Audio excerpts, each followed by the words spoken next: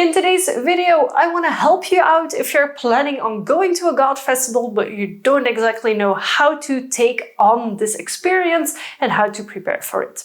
So hello my spooky bats and welcome back to my channel, or if you're new here, hi and welcome. My name's Orphea and I'm a goth YouTuber from Belgium. In today's video, I want to talk about something that I'm already doing for next year, which is planning all of the goth events that I want to do. Now, if you're like me, I'm 32, I work in a company, I have X days of holidays a year, then you will have to plan this in advance. Not only buying the tickets, finding accommodation, but also planning in your leave for your job. So for me, there are 3 events that I each year want to try and do. One of them is Mera Luna. Mera Luna invites me over every single year. It's become one of my favorite festivals to attend. So that weekend, I specifically block in my calendar. For next year, I also really want to go to Dark Malta Festival, which takes place in April. And then normally I also go to the Wave Gothic Treffen, but next year I'm actually not going. Now, why is it important to already think about all of these things now? First of all, well, you of course need to look into your calendars if you're actually able to go. So step 1 for me, because I'm a working person, is to actually plan in my leave at work. We are 3 colleagues together doing together the job, so I have to take into account that there at least is 1 person of us 3 at the office.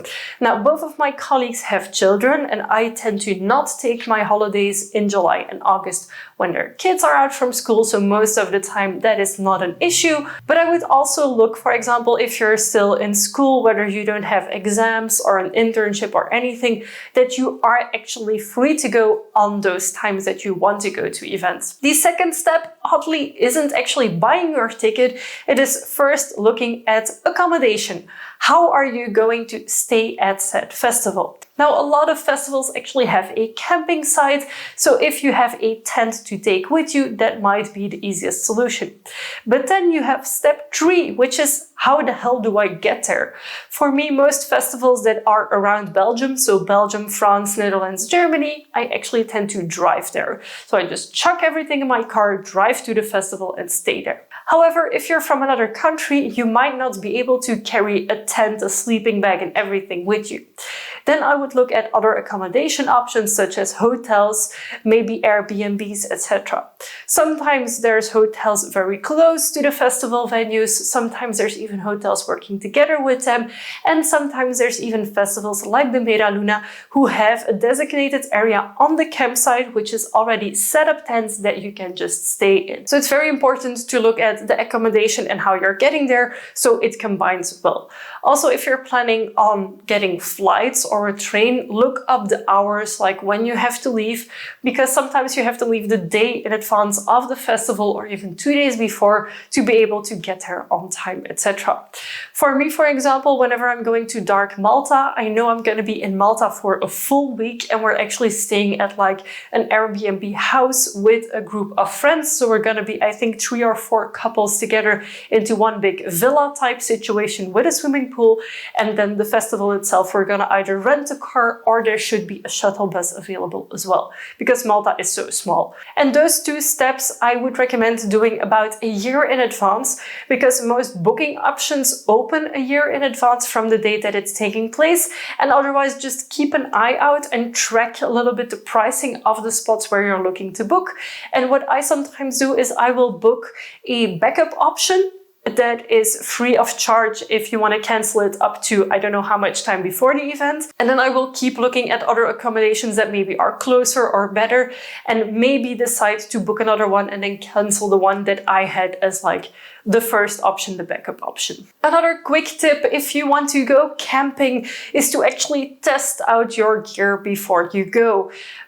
Put up your tent in your garden if you have one, or in a park or somewhere nearby, so you can check that your tent tent is intact, especially if it's not a new one, if you've had it for a few years sitting in your garage.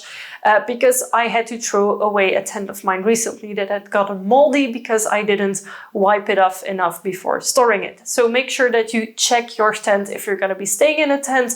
I would do this like a month or two before the festival, so that if you still need to buy a new one, that you are still able to on time. And same goes for like the air mattresses and all of the like other things that you might need, but maybe don't know yet if you have them or if they're still good. So even now, that is a checklist that I would start to make, so I wouldn't forget anything the moment itself, because the closer you get, the more stressful it gets, or for me at least it does. So I just like to be prepared in advance. And then it's only the time that I start looking at my festival tickets. Now, if you already know like more than a year in advance that you really want to go to a festival, you've already looked at accommodation, at the transport, then of course feel free to buy your tickets immediately when they go live. For Mera Luna, for example, the cheapest tickets go live the Monday after the festival took place. So the Monday after this year's edition finished, the first wave of pre-sales actually already went live, and they are cheaper than the next waves. So if you want to get your festival tickets as cheap as possible for these types of events, get them on time. Sometimes events sell out, most of the time they don't, but it's something to still take into account. And if you're planning to go into Wave Gothic Treffen, know that you can always buy a ticket on the spot in Leipzig at the festival site or next to the train station. I know a lot of people every year do that. If you live inside Europe, make sure that you order your tickets on time so they can actually get mailed to you. And also, if you're going by car, look at the country that you're going to, information in regards to like taxes and everything, because for Germany, whenever you drive in the city of Leipzig, you need like this big sticker in the inside of your car that you can get at specific spots.